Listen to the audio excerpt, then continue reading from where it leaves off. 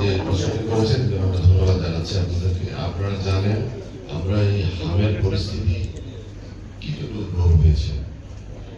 এই পরিস্থিতিটা গত 4 বছর এই টিকাদান কর্মসূচিতে ছেদ পড়েছিল।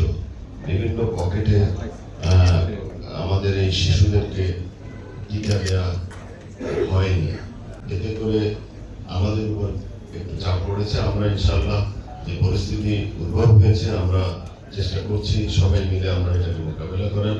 ইতিমধ্যেই আমরা গত 5ই এপ্রিল থেকে আমরা সারা দেশের 18টি জেলা 30টি উপজেলা যেগুলো আমাদেরকে চিহ্নিত করতে সহযোগিতা করেছে, আমাদের সহযোগী সংগঠন শিশুদের স্বাস্থ্য সেবায় আমাদেরকে সহায়তা করে পরামর্শ দিয়ে বিভিন্নভাবে, সেই ইউনিসেফ এবং আমাদের একটি জাতীয় কমিটি আছে নাইটেক, এই দুই বিশেষজ্ঞ কমিটি এবং আমাদের একটি রিসার্চ সংগঠন আছে IEDCR, সকলের সহযোগিতায় আমরা 18টি জেলার 30টি উপজেলা শনাক্ত করেছি, যেগুলো আমরা একটু আক্রান্ত হয়েছে বেশিভাবে।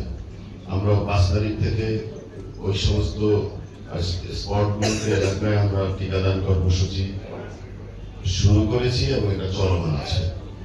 আপনারা সঠিকভাবেই বলেছেন, আগামীকাল ঢাকা উত্তর সিটি কর্পোরেশন, ঢাকা দক্ষিণ সিটি কর্পোরেশন এবং চট্টগ্রাম সিটি কর্পোরেশন, ময়মনসিংহ এবং বরিশাল সিটি কর্পোরেশন এলাকায় আমরা একযোগে আগামীকাল থেকে শুরু করব টিকাদান কর্মসূচি।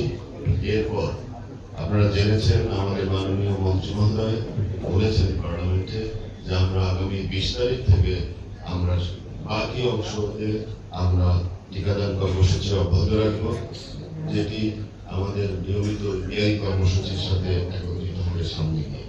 সুতরাং আমরা চেষ্টা করছি যে আমাদের এই শিশুদেরকে হামের সংক্রমণ থেকে এবং আমাদের দেশকে এটা সংক্রমণের ছড়ানো থেকে আমরা এটাকে কন্টেইন করার জন্য এবং সুরক্ষিত